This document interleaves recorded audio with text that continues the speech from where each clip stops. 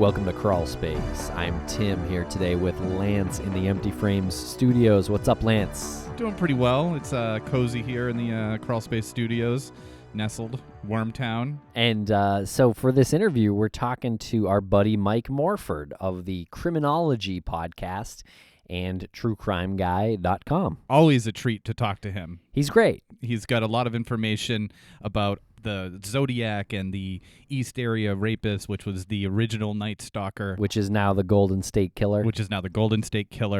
And he's just a cool guy to talk to. You can seriously have a conversation with him for hours and not realize how much time has gone by. And he's going to be at CrimeCon. We talk about that a little bit. So check out CrimeCon 2018 in Nashville. Links in the show notes. Also, before we play the interview, just wanted to mention this is your last chance to come to our live show this Sunday, March 25th in Davis Square, Somerville, a suburb of Boston. We are talking to world-renowned psychic and witch, Lori Bruno. Hereditary High Priestess from Salem, Massachusetts. And that is the Rockwell Theater in Davis Square, Somerville, Massachusetts. Tickets are on sale, and the link is in the show notes. And get them fast because this is an intimate setting, and they're running out. And just in case you aren't really sure about this, you're like, oh, psychics, I don't know about this, you guys. Here's a previously unheard clip of one of our visits to Lori Bruno in Salem, Massachusetts, to talk about the disappearance of Maura Murray. Here's a clip of Lori talking about the A-frame house. Whose house is that? I think Claude Moulton was living there at the time. Now nobody's in there. It just got sold to some locals from the area. I don't like this house. I gotta tell you this. Yeah. It's a bad house. Very bad.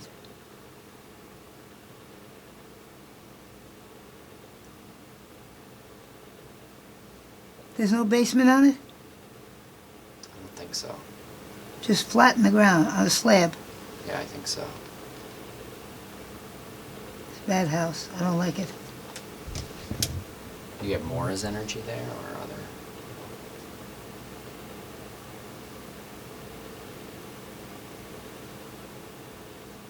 You have to go up a long road to get to this house? Yeah, it's half a mile from the accident site, yeah. It's a half mile from the highway. A little further from the highway, but from where she went missing, yeah, about a half mile. I don't like that house. Very spooky. I got a creepy feeling from it. Yeah. Moulton and his brother? Yeah. His brother didn't live there, but his brother believed that he might have been up to no good. He is up to no good who lived in that house. Yeah.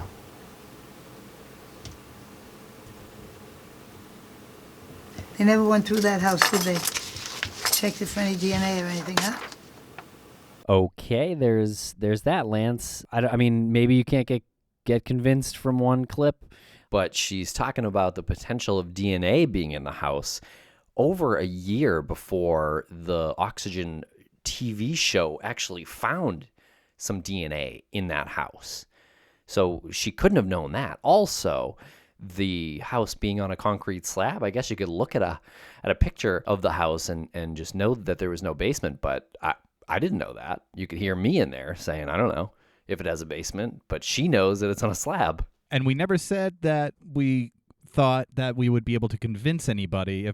If you go to this show, or even if you visit Lori or any psychic on your own, but if you go to this show and you see and you hear the conversation that we have with her, we're not looking to convince anybody.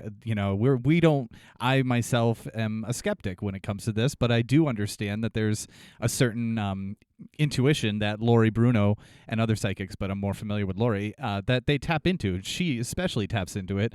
And just reviewing the footage that was done like 2 years ago. This was a trip that was taken 2 years ago. Just reviewing the footage is amazing. And again, I'm a skeptic, but we started hearing things that we didn't know in 2016 when this was performed. Right. But we know now, which is crazy. She was right about the A-frame house. There was DNA found in that a little more than a year later, Lance. So that's remarkable. None of us had any idea that was going to happen. Yep. And she doesn't just stammer her words. She just, she says basement, and the house is on a slab and there's no basement. Like, she already has the picture in her head. So check it out. Links for tickets in the show notes. And here is the interview with Mike Morford. Check out Criminology Season 2 about the Golden State Killer.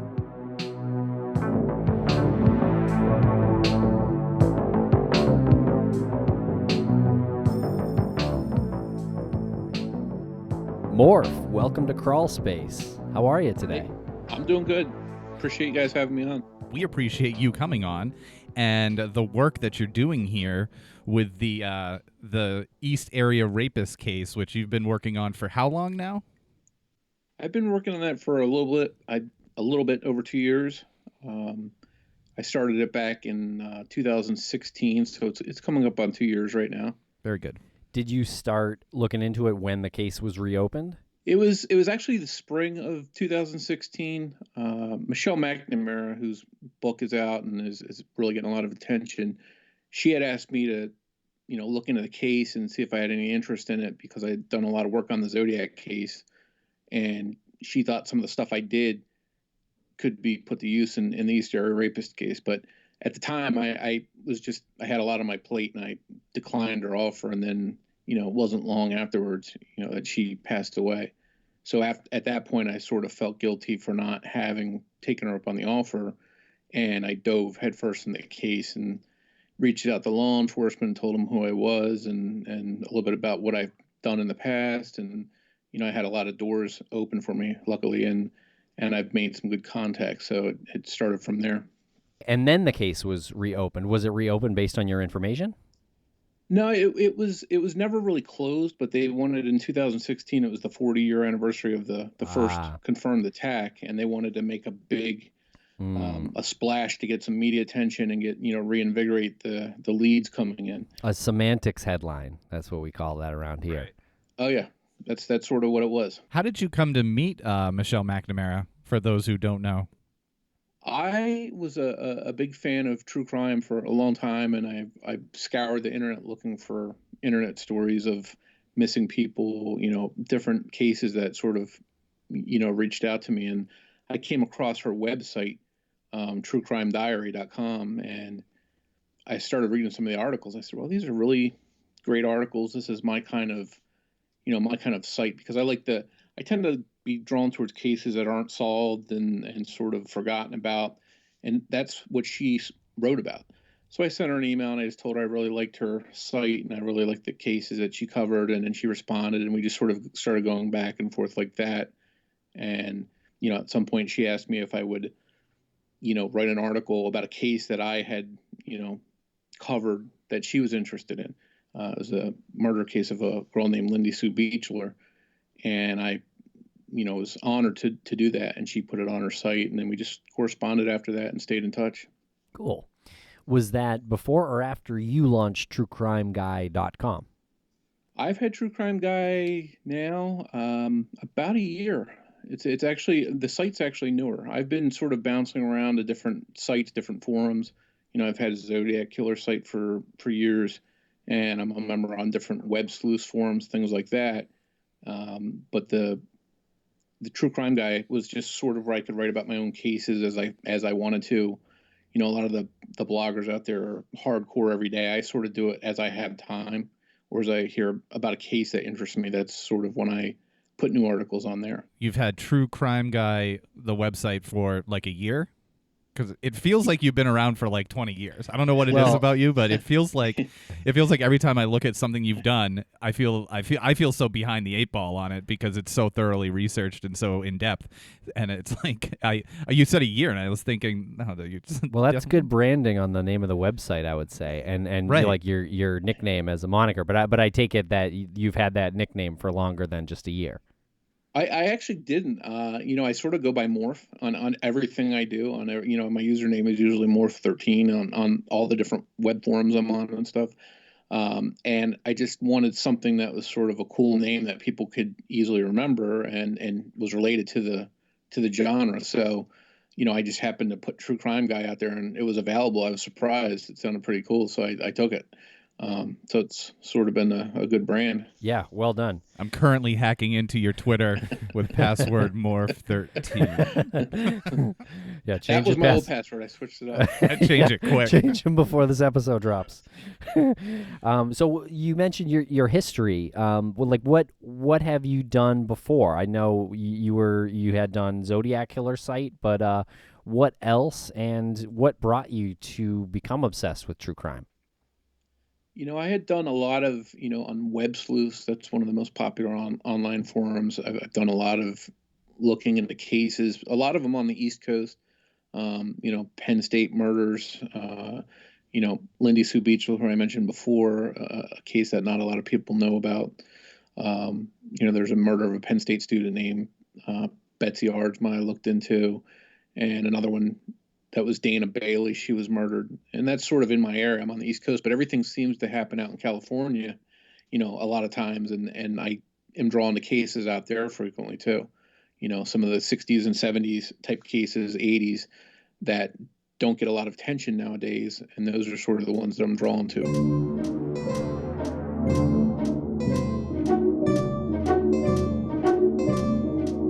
Tim, I'm looking over there and I see your headphones on, but it doesn't seem like you're paying much attention. Are you listening to Female Criminals again? Dude, wow, this is so fascinating. Oh, what? Lance, you were talking to me? I can tell that you're listening to Female Criminals again. How did you know what podcast I was listening to? Because you've been listening to Female Criminals for a long time, and I frequently ignore you, but you just nailed the right podcast. That's incredible. well, you're listening to it very loud. Oh, okay. Well, when you think of a criminal, what do you picture? Do you picture a murderer, a gangster, a thief? A family member? Do you picture a woman? I hardly picture a woman when I think of a criminal. Right. So that's why this podcast is so darn interesting. Every week, the hosts of Female Criminals take a psychological approach to analyzing the stories and motivations of the woman behind some of the world's most dangerous crimes. And if you're a fan of Crawlspace, you probably love true crime. Obviously. So you'll love this podcast. So check out new episodes on the Cocaine Goddess now. And with a new episode coming out every Wednesday, you can expect episodes on Eileen Wuornos, Mata Hari, and many more. You know I love Mata Hari. I don't know that. I don't know that either. So visit Apple Podcasts, TuneIn, Spotify, Google Play, or wherever you listen to podcasts and search for Female Criminals. Again, that's Female Criminals. I'm just going to spell it out. FEMALECRIMINALS. Or visit podcast.com/criminals to start listening now. And we'll spell that one out for you too. Don't think you're getting away with that. PARCAST.com/criminals to listen now. And why wouldn't you?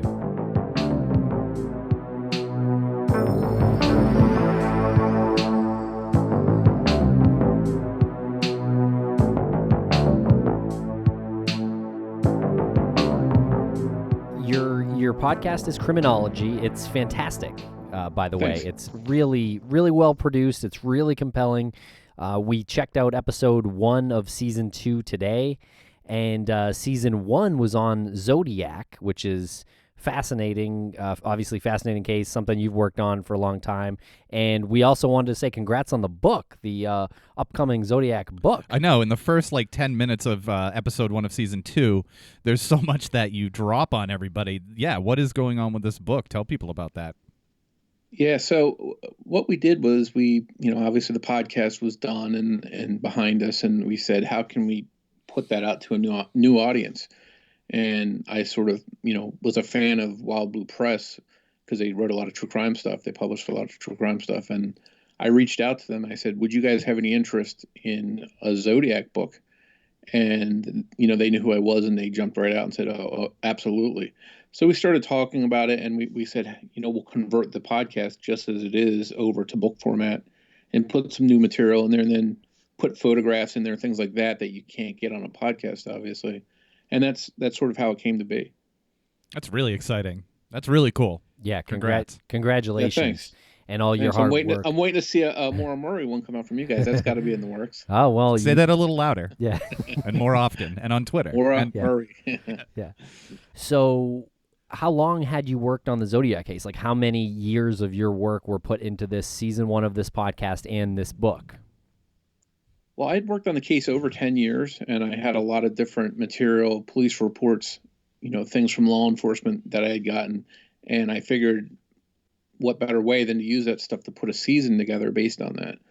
And that's sort of what I did. I went back through all the reports, went through the whole timeline, and sort of constructed it from there and wrote out the episodes. And, my co-host, Mike Ferguson, was on board right away. He loves the Zodiac case. So that's how it started, pretty much that way. And by the end of the season, I think we put everything out there that I had in the arsenal, and just laid out the case. And, we were happy with the way it turned out. Now, obviously, starting out podcasting, we're sort of a storytelling podcast, and you're sort of going along telling the story. And when it first started, and I'm very self-conscious about my voice when I'm talking, but I thought it was horrible. And some people said, oh, he's too monotone. It's hard to read like scripted material and do it in a way that sounds, like you're having a conversation. That's why actors get paid the big bucks.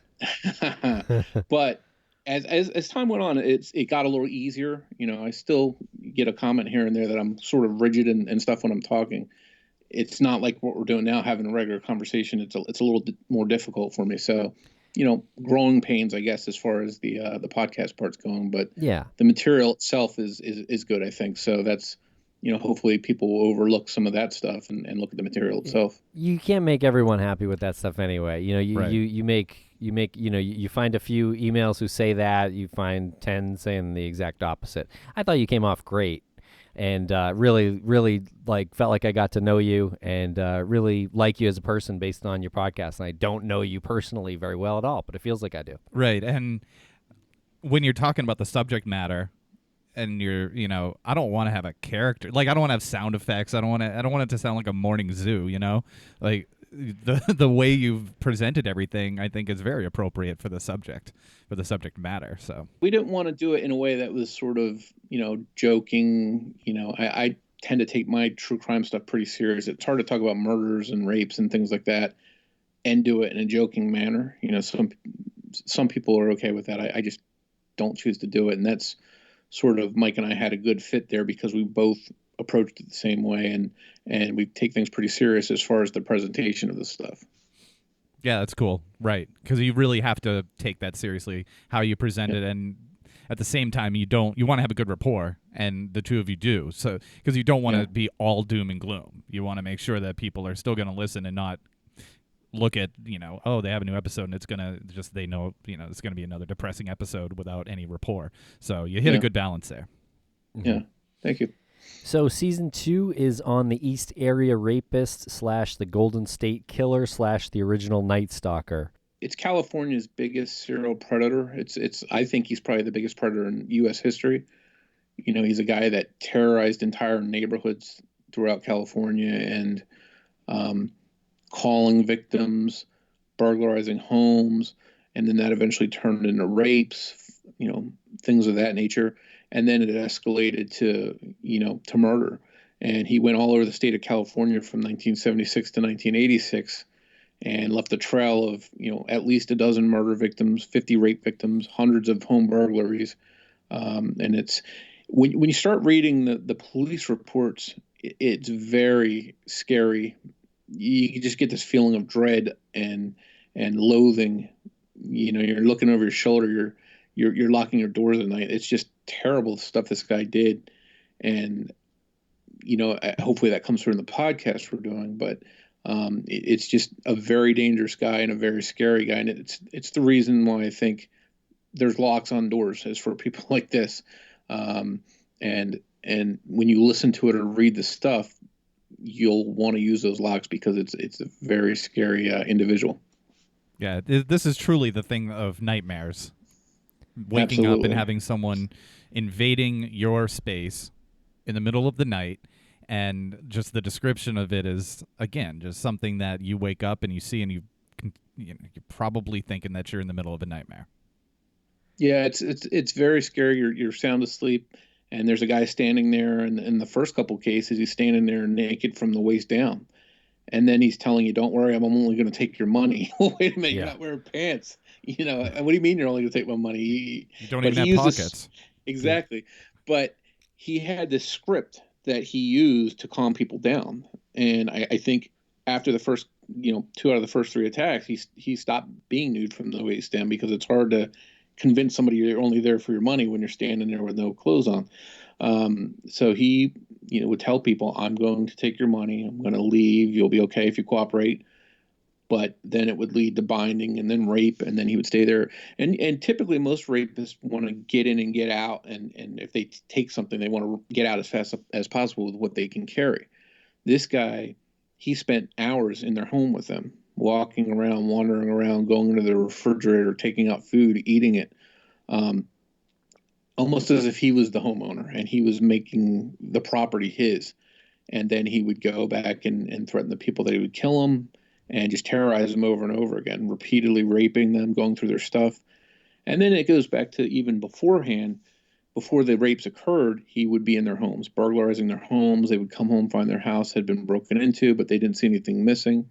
Here he was going through stuff, looking at their photos, just things that most home burglars don't do.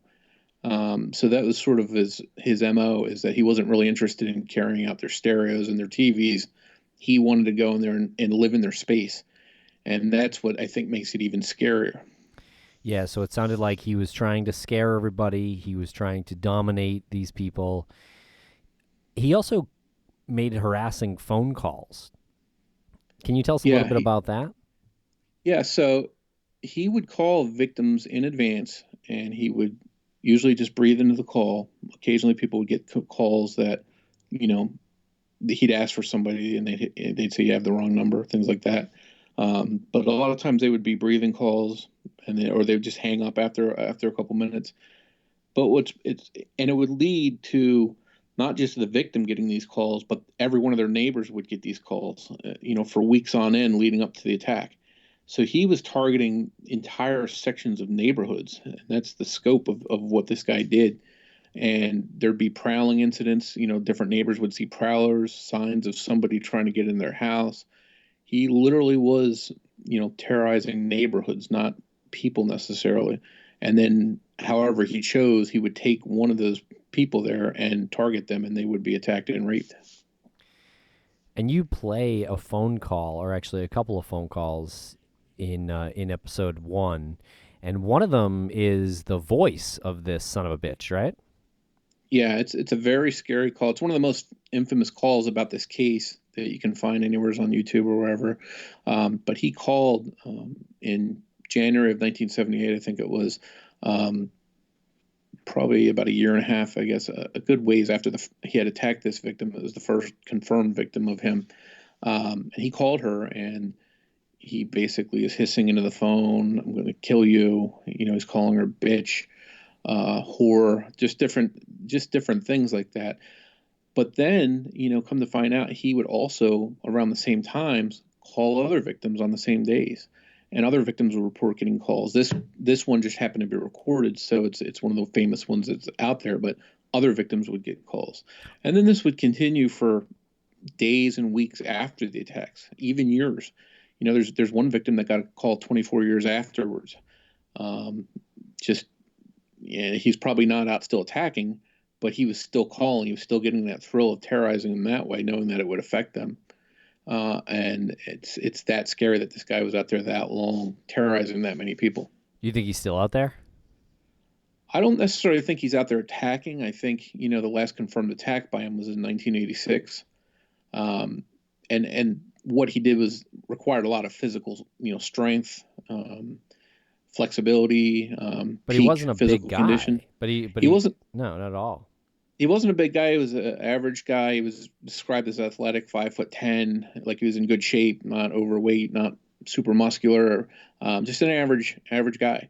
And but he was definitely in good physical condition, and what he did required that he be in good physical condition. So years later, at 60 years old or 70 years old, however he is now, it's not going to be possible for him to do those things that he did. Could he call people still? It's definitely a possibility. I could see him getting his jollies off by calling people. But as far as the attacks and showing up in their homes, that part I think is pretty much behind him.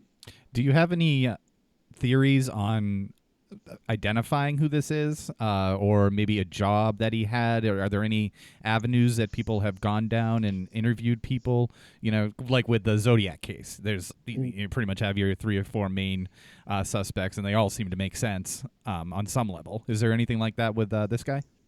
There's been thousands of suspects looked at in this case, and this case is a little bit different than the Zodiac because a lot of these Zodiac suspects have been named in books and things like that, so their names are out there. They're well known. In the East Area Rapist case, the names aren't out there, so they're sort of behind the closed doors, so to speak. But they've ruled out a lot of different guys through DNA, through surveillance. Some of them were locked up at the time of some of these crimes, so they've ruled out thousands of people. The difference between this case and the Zodiac case is they have confirmed DNA of this guy. So they know when they catch him, when they find his DNA someplace, it's going to be him. There's not going to be any question about that. So that's the good thing about the case. The only problem is after 40 years, they haven't found the guy with the right DNA. And that's the troubling part. Yeah, that's really troubling. Do you think that this is somebody who, at the end of his life, if he knows that he's dying, will leave a letter saying that he did this? Do you think he would want that credit in the afterlife? I think he might do that. He's definitely like the attention. I don't think he would, if the police showed up at his house today to take DNA, I'm of the opinion he would shoot himself right on the spot. Right. Because he's the ultimate coward. He's, if you look at his MO and his attacks, he always wore a mask. He never risked having his face seen. He always approached when somebody was at their most vulnerable when you're sleeping, shined a light in their eyes, lone women to start with, or women with children in the house with no male present. And when he attacked, he would attack with a knife. Now, once he moved on and started attacking men while they were in the house too, he would bring a gun. So he was very afraid of a confrontation with a man. And then he would also go back and retie the men super tight just to ensure that there was no possibility that he would have to fight them. And he actually did, towards some of the later incidents, he did have run-ins where the men confronted him and stood up to him, and he wound up killing them, but they had stood up to him and gotten their licks in. So I think he realized towards the end that it might be kind of risky.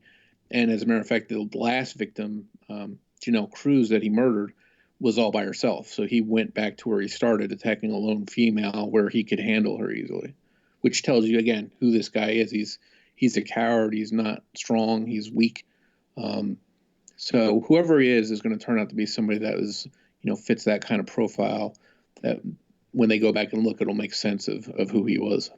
If he's caught, what do you hope would happen? If aside, assuming he doesn't shoot himself, would you want to have any sort of input or be a part of any type of profiling if you're able to?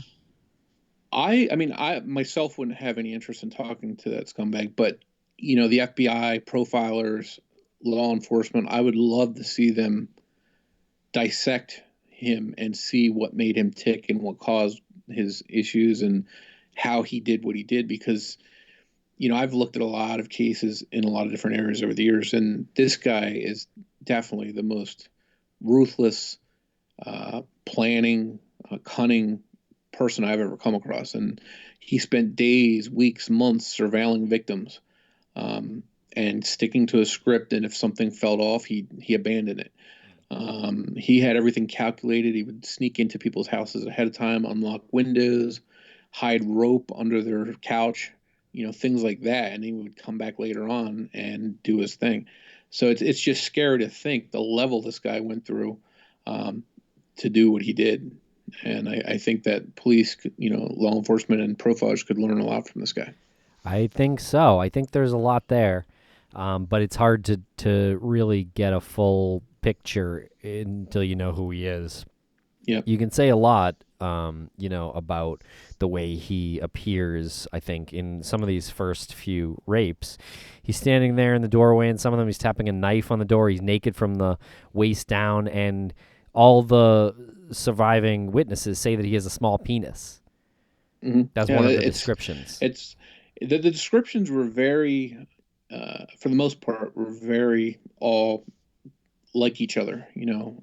Thin, athletic guy, 5'8" to 5'10", very small penis. That came from just about everybody that talked to him. And I mean, and again, I don't want to get into talking about penises too much, but apparently a lot of these victims felt it was unusually small, so they actually went as far as trying to figure out genetic problems or medical conditions which would have caused that, hoping that could lead to somebody that had sought treatment for that kind of thing. Right. So they really went through great lengths to try and look at every kind of clue, even something like that, to try and identify this guy. Yeah. So I guess that's what I was getting at. Like, psychologically speaking, that's probably not a coincidence. He appears to these people with, showing his penis.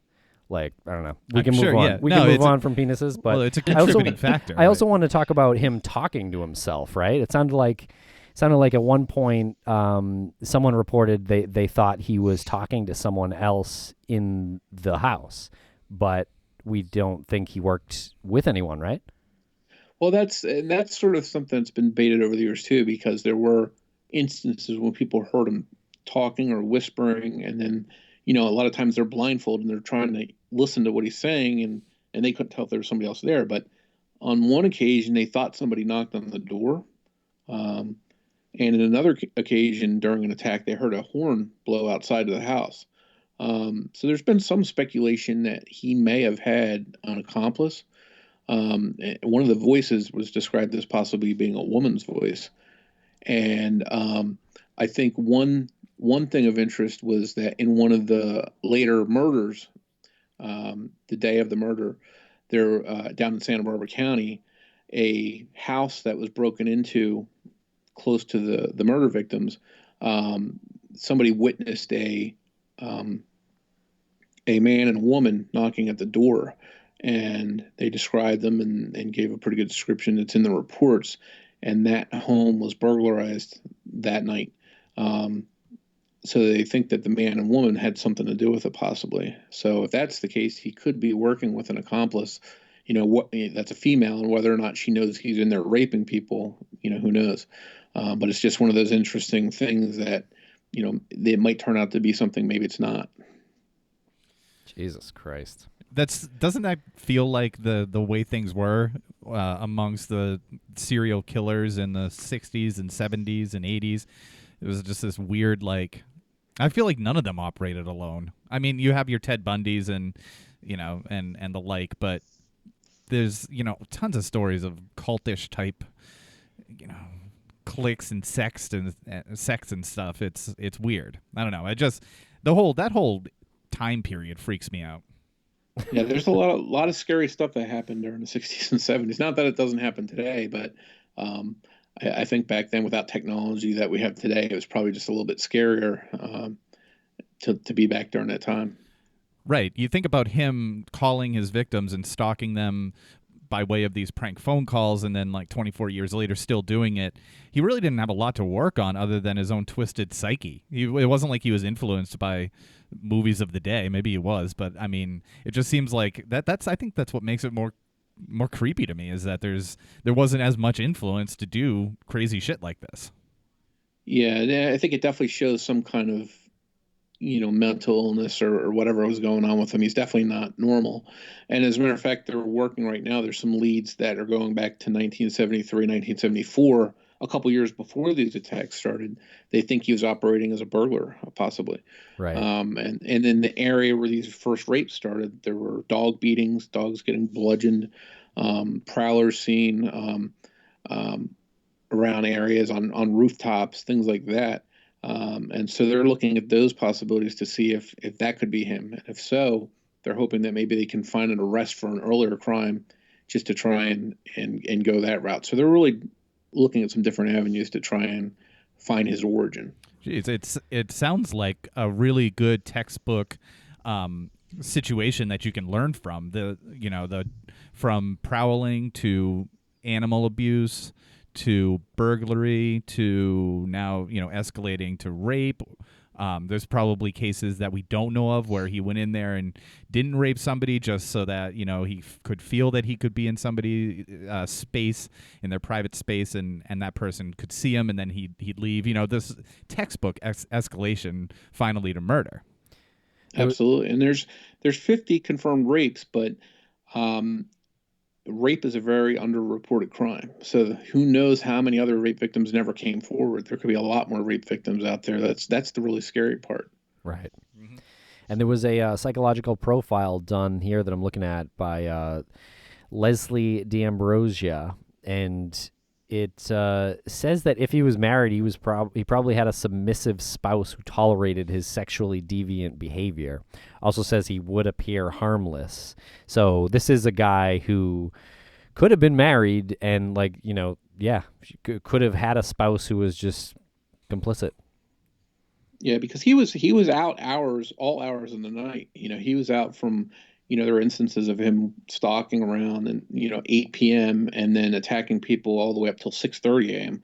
So he was spending a good portion of his day, you know, 12 hours a day possibly, doing what he did. And I don't know about you guys, but if my wife caught me out at 4 a.m, I better have a good explanation, you know what I mean, as to where I'm at. Whereas if this guy had a significant other, she probably wasn't asking too many questions. So that could be very true that he had a submissive partner, and they also felt that he would use some of his bindings on her during sex, and that would be something that she could expect to see in their own relationship, assuming that he had some kind of relationship. Man, that's even creepier to think that if that was the case, then there's somebody out there, or they're, you know, assuming she's still alive, that, you know, in the back of her head knows that something's screwed up, knows that there's something going on. And I can imagine that there's news accounts at the time, and she's, you know, reading these things and thinking that this is pretty similar to the way my husband behaves in his, you know, freakish nature in bed. But it was a different time back then, you know, and if you have a submissive person like that, probably better to just not say anything. Yeah, well, these people could still be married, still be around today. You know, but if this, I mean, this is an unanswerable question. But if this guy is around today, and he's not killing people, what is he doing to occupy that manic state that he finds himself in when he's calling these people and when he's committing these crimes? You know, how has that not gotten him arrested by now? Yeah, that's the surprising part, to commit that many crimes and never be arrested. Because I mean, we're talking hundreds of burglaries probably. So just the burglaries alone, you think he would have slipped up at some point and gotten caught. So I tend to think that someplace in his background there's going to be an arrest for something that they just didn't connect to this. You know, peeping, some kind of prowling. Something along those lines, you know, a minor burglary that they just never connected to this case. But I think when they do find that, they're gonna see he had some kind of record along the way. Because, like, as skilled as he was, and he was skilled, and he spent a lot of time perfecting what he did.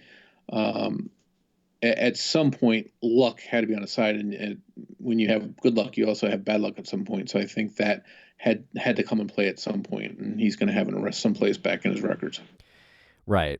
Yeah, but for these crimes, he seems pretty prepared. What kind of job would be... Oh, right. Yeah, could this guy... Right. Is he an accountant, or is he a construction mailman, yeah, or something like that? I feel like he could be something that, you know, kept him out at night, like a taxi driver or something like that, but he would need to be employed, you know, to be physical. So I was thinking like construction worker, but I'm not sure. What's your opinion on that? I think, you know, I definitely don't think he had a 9-to-5 job. You just can't be out 8 p.m. to 6 a.m. all night long and then go to work at 9 o'clock. I'm sorry, you just can't do it. So I think if he worked, it was some kind of off shift, you know, maybe, you know, like a 4 to 12 type of shift or something along those lines. I've, you know, more recently, I've come to the conclusion that maybe he didn't work, that maybe this was his job, was doing this stuff. And, you know, maybe he took occasional work at different points just to make money when he needed to. But I think this was his primary job, was doing this. And I think he's got a book someplace, or a system someplace, or had one, if he didn't get rid of it, of names, dates, times, when people left, when they came, And I think he studied it, perfected it, and used it. And it's just mind-boggling when you start thinking about that kind of level of intent to carry something out. But that's what he did. So I think that would have interfered with his normal work ethic if he had a job. And I think whatever job he had was probably a menial job, something that he could come and go as he wanted. And one of the things that comes up a lot in this case is construction and real estate, construction development, new home construction, things like that. There were some painting leads that came up that he may have been a painter or involved in painting. And back then, construction was really big in California. It was all over the place, from one end of California to the other. So he could easily go around to different construction jobs and take work if he needed to. So that's one angle that a lot of people looked at. Ooh, how about like on Dexter, the killer who was cutting palm trees and Oh yeah, traveled around to different neighborhoods and cut palm trees. I mean, that has to exist in Sacramento as well, that whole area. That's something where he would travel around, yeah. And back then there was a lot of different day, laborers. You could just say, hey, I need to work for 3 days, and they would just pay you cash, and there wasn't a good record of it, and he could make a quick buck or two and then go back to doing his thing as he needed to. And he knew the areas well that he stalked, so it sort of does fit into the construction or developing developer, painter, day laborer, where he can get in for, like you said, 2 or 3 days, 4 days, and during his work time he's actually side stalking, and he's maybe drawn a map in his head and roofer, yeah, exactly, And it's definitely possible too. And some of these developments were very specific areas where houses were being built or had been built. So he could have learned those locations. I mean, and I know a lot of people have looked at every kind of avenue too, from pool constructions to different things like that. Every kind of avenue has been explored. A lot of the houses were either for sale or next to houses that were for sale. So that avenue, the real estate has been looked at. A lot of people in the medical field were attacked. They worked for a pharmacy, they worked for a hospital, they were in the hospital, they had relatives in the hospital, things like that. So it was, the medical field was another big one that people sort of looked at too. Interesting. Yeah. On your website, the truecrimeguy.com, you have a sort of a collage of the composite sketches, some sample handwriting, and then a little map of what looks like a neighborhood. And that's and it's from above. It's like an aerial shot of this neighborhood. This is before Google Maps. So he knows what he's doing here. He knows the layout of. Do you think this is like an escape route, or is it just like a, I don't know, like? So that map that you're talking about was actually dropped at a crime scene, and it looks like a development of a neighborhood. So it's possible that he either worked for somebody in that kind of line of work, or he studied that map to try and attack somebody. But if he did create that map, then that seems like more than just plotting an escape route or who to attack. It seems like there's some kind of expertise or something involved that it might have to do with some kind of project. Incredible. Yeah, because unless you have like an overhead, that's really tough to create a map like that. Mm-hmm. That's interesting that was dropped. Oh, we sure that was dropped by him? Yeah, they tracked his scent right to that paper. It was that and something called the homework papers. It was actually an assignment on General Custer. And then there was something that he had written that looks like something that might be handed out by a counselor, somebody that needs counseling. They hand you some kind of assignment to do to talk about your issues. And he talked about his 6th grade year being the worst ever, and the teacher disappointed him and canceled field trips and things of that nature, just crying and whining about this bad 6th grade year he had and how unfair it was to him. But the psychosis of him, it's so unfair that the 6th grade teacher was mean to him, but on the other hand, he can go out and bind people and rape them and then kill them, and he doesn't see that. That parallel is really frightening from his mental standpoint. Right, that's definitely a factor of total psychosis, right? Like this guy's totally a psychopath, and wants all the empathy, but needs to do what he's done. Crazy. One question that you or one issue or topic that you raise in the first episode of season 2 is that not only do not a lot of people in the country know about this guy, but not a lot of people in California know about this guy. What do you think it is about this guy that's different from the Ted Bundy or there was around the same time even Boston Strangler seemed to be more prevalent in the news. A lot of these cases got national attention. Somebody like the Boston Strangler. A lot of these things were just shocking across the nation and sort of got the news coverage. Even Zodiac, he only attacked, killed 5 people that we know of. So, but he wrote letters to the press, and the press decided to publish them, and that sort of got him famous. Whereas this guy sort of flew under the radar. He was more interested in not getting famous, but harassing the victims. But the part of the problem was in Sacramento, where the attack started. They called him the East Area Rapist.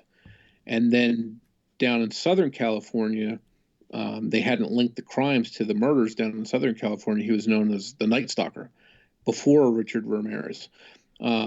And so they started calling him the original Night Stalker. And then, so he's known as one thing up there, a different name down south. Then they combined him and called him Earons, which is just, East Area Rapist, original Night Stalker, just not very catchy, but that's what they called him.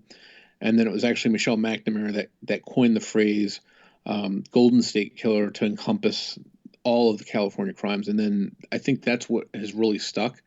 And over the past 2 years, I guess, the case has gone from like 0 to 60 really quick. And that's good to see because, again, it sort of coincides with that 40th anniversary press conference when they decided to shake the case up, put out a reward, and try and bring the case to a national audience. And, and from people in California not even knowing about this guy to everybody across the country now is starting to hear about this guy. There's, several different TV documentaries, Michelle's book, our podcast, Case File did a really good podcast on it. So there's a lot of attention being cast on this guy right now, and it's good because I think if he's out there someplace, it's more likely that somebody somewhere is going to recognize something in what they hear and come forward with a tip. Yeah. This is great work you're doing here, Mike. I really think this is a great show. What else is coming up on the rest of Criminology Season 2? Well, when you get in episode 2, we have an interview with the fifth victim, Jane. We have interviews with the original investigators. As soon as I get off with you guys, I'm going to be speaking to a guy that actually chased him as he fled the scene, and unfortunately he left this guy in the dust. But then the police went after him and took up the chase at that point, and they couldn't catch him either. He somehow slipped through, and then a short time later that same night attacked another couple. So that's somebody I'm going to be talking to today. So I've been really fortunate to reach out and talk to different victims, different witnesses, some of the original investigators, current investigators. So that's one of the advantages of having those contacts, to be able to talk to them and have them on the podcast. So, we're going to hear from 3 different victims, I think, that were raped by this guy and survived. Great. And then we're going to hear from family members of victims that didn't survive. So I think it's when they can tell their own story as opposed to, me and Mike telling it. We're guys that this didn't happen to. I think it's more compelling to actually hear from the people that lived it and letting them tell their own portion of it. What do you do when people come to you with a tip? What's your advice? I always try and lead them to, Sacramento's got the sheriff department has a tip line up and a link to report tips. The FBI has the tip line. I try and direct them to that, but sometimes the people don't want to get involved with that. They'd rather give it to me, and then I turn around and submit it myself. And a lot of times, some of the stuff they give you, you can almost guarantee is not the person, but, I'll usually send it anyways. If they say the guy was 6'4" or something like that, I can almost immediately say that's not the guy. It just doesn't fit. what he was physically. But we still send them along, and then. But I definitely encourage people to go through the proper channels and do it that way. And there's a $50,000 reward in the case, so hopefully they're turning in people for the right reason. But on top of it, there's a $50,000 reward if you turn in the actual guy. So That's pretty good. Yeah, there yeah. you go. And the only thing I'm disappointed is for state of California. I think that should be a lot bigger. But again, it is what it is. At this point, the victims, deserve justice and answers and stuff. So hopefully, whatever reason somebody comes forward with a tip is one that solves the case. Now, I just ordered Michelle McNamara's book, I'll Be Gone in the Dark, this morning in paperback, which isn't out yet as of this recording. So I had to pre-order the paperback because I would rather read paperback. It's easier to fold and highlight. It's just a thing. I don't know. But I'm going to try to finish it by the time CrimeCon is here. And Billy Jensen is doing a panel at CrimeCon this year about this case and about the book. Now, he finished writing the book. Is that how that happened? Yeah, so when Michelle passed away, she had a research assistant, Paul Haynes, that was helping her gather information for the book. But Billy's more of a writer, I guess, by trade or whatever. And you guys, I think you guys had him on not too long ago, if I remember right. But yeah, he sort of has a background with that. So they approached him he was friends with Michelle as well. So he made the most sense to approach to do that. And between him and Paul, they were able to, finish what Michelle hadn't finished. And she was a good way through the book, I think. But she needed to tie up some loose ends and some different things on there, and I think that's what they did. But the book is amazing. I have the hardcover version, and then I also have the audiobook, which for me is perfect because I love to do housework or do whatever I got to do, clean out the garage while I'm listening in the background. So that works best for me. But tremendous book. You should get yourself the paperback copy though. Just add that to your collection. So you can thumb through it while you fly out to CrimeCon, Nashville in May. So you're going to be at CrimeCon, right? I'm going to be at CrimeCon. Yeah, our podcast Criminology is going to be on Podcast Row. Beautiful. Maybe we'll be seated next to you guys if we're lucky enough. We'll put the request in now. Pull some strings for us. Do you have any panels scheduled or anything that people should be looking into? No panels. We're really looking forward to just meeting the fans, but I definitely want to check out the Golden State Killer stuff. That's one thing I'm definitely looking forward to because a lot of the victims and stuff that are going to be there are my friends. So I definitely want to hear what they have to say, and I have a feeling a lot of our listeners will be in there during that time anyway. So we probably won't have a lot of people coming up to us, but I'm looking forward to a lot of different stuff. The Colonial Parkway murders with Bill Thomas, and, his sister was murdered. That's a case that's always interested me. And I just more or less like to pick people's brains. I like to talk to them about the true crime genre and just what their experiences are. And that's what I like to do. I sort of like to go through and talk to different people and get their backgrounds and see what makes them tick and what kind of stuff they work on. I'm sort of fascinated by that as a true crime junkie myself. So I plan on doing a lot of that there. I feel like last year it was way bigger than I expected and Tim expected. It was way crazier in a good way. From the jump, it was nonstop. And it was just a whirlwind, and I can't imagine what this is going to be like in Nashville this year. And I can't wait to sit down with you and chat with you, whether we just grab some food or whatever, or coffee, and just pick each other's brains on this. At the very least, it's a fascinating social experiment to be there and talk to the people who do this and talk to the people who are attending, because it's all sorts of perspectives. Yeah, it's if somebody hasn't gone there, I'm always recommending people go, and they say, oh, it's so expensive, but if you treat it sort of like a vacation, you're going to spend money for a hotel and travel anyways to go on a vacation. So if you're a true crime nut, then this is sort of a vacation, so spend the money and do it. It's a learning vacation. It's like the Magic Kingdom and Epcot Center. And if you're a music fan, if you're a true crime music fan, you can go to Nashville, which is a ridiculous music city. Mm-hmm. See some true crime, see some music, And I just looked into the hotel that this is at, and it's crazy. This place is crazy cool. So it's like its own city. Yeah, it's really cool. Yeah. So it's going to be done right this year as it was last year, and again, We'll see you there. cannot wait to talk to you in person there, because you left a huge impression last year with when I first saw you personally With the case and the T-shirt. and the T-shirts. I remember first seeing that, and I think we told you this. Like, Tim and I were having breakfast, and your people walked by, and I was like, "What is that?" Like, those people are making a statement, and it was impressive. Yeah, it's crazy, and we sort of had the idea that we wanted people to come up and ask about the case and collect material and things like that, and it did draw attention. But it was crazy because when we were up on stage, we did that panel there, and I think we had a few hundred people. It was a pretty decent turnout. But as soon as Jane, spoke and came off the stage, people just rushed her and were like in tears, crying, "I can't believe this happened to you. Thanks for sharing your story."